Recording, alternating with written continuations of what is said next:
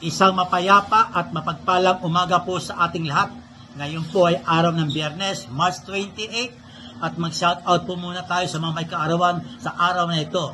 Sa mga sumusunod, kay Gary Jojo Bulawan, Lando Lisirio, Mark Balabagan, Samuel Antonio Chua Jr., Sherwin Alporque Mades, Glenn Mark Gatila, at kay Francisco Abejero. Ganun din po, advance happy birthday po para bukas, araw ng Sabado, March 29, sa mga sumusunod.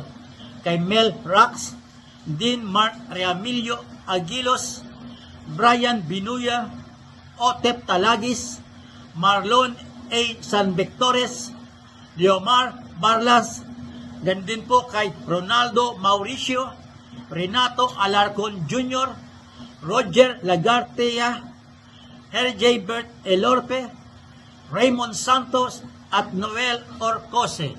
Maligayang kaarawan po sa inyo lahat at naway patuloy kayong pagpalain ng ating poong may kapal.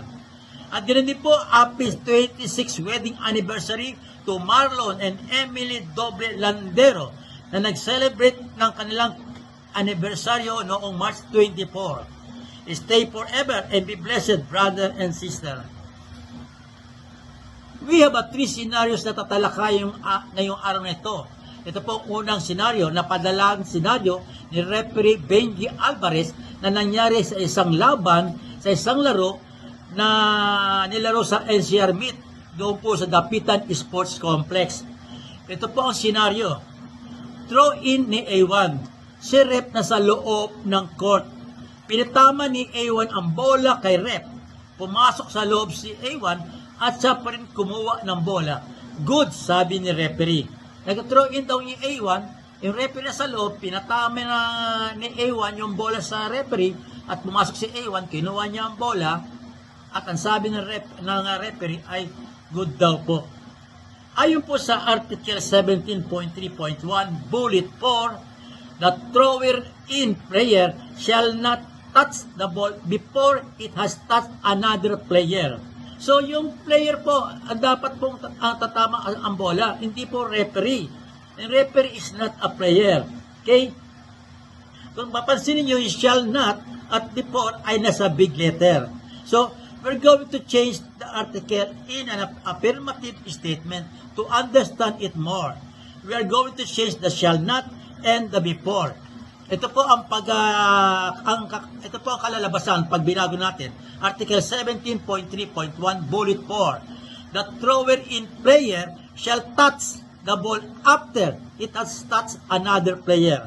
So, imbis na shall not touch at before, ginawa nating shall touch at after. Kaya mas madaling maunawaan. Therefore, the scenario set by referee Benji Alvarez wherein the thrower in throws the ball up to the referee and touches it again as he enters the court is a violation. Violation po yun. Ito naman po ang pangalawang senaryo na padala po ng ating kaibigang referee Wilson Bulaklak Istanilla. Member po siya ng BAP Incorporated sa Pigkawayan, North Cotabato. Ito po ang senaryo. Si A1 ay throw in sa end line. Pag throw in ni A1, tumama ang bola sa ibabaw na bahagi ng backboard. Ibabang bahagi. Pumito ang referee at tumawag ng violation. Okay. Ito po, ayon po sa Article 2.3, backcourt, a team's backcourt consists of its own basket and the inbound part of the backcourt. Ganyan din po doon sa ayon sa Article 2.4, yung frontcourt, a team's frontcourt consists of the opponent's basket and the inbound part of the backboard. So, yung pong inbound part, yung po yung ibabaw ng backboard, dalawang gilid ng backboard at yung ilalim. Yan po mga edges niyan. So, in these two scenarios, it shows that inbound part of the backboard, which are the top edge, the lower edge, and the two side edges are part of the court. Bahagi po siya ng court. Kaya kapag naglalaro sa loob ng court ang mga players at tumama sa mga edges ay walang tawag ang mga referee dahil nga hindi violation yun. Part siya ng ng court. Therefore, in a throw-in, if the ball touches the basket, yung ring po o yung net, pag tumama dyan, and the edges of the backboard, yung pong top, yung lower, at yung dalawang edges, is legal. Wala pong violation doon. Okay?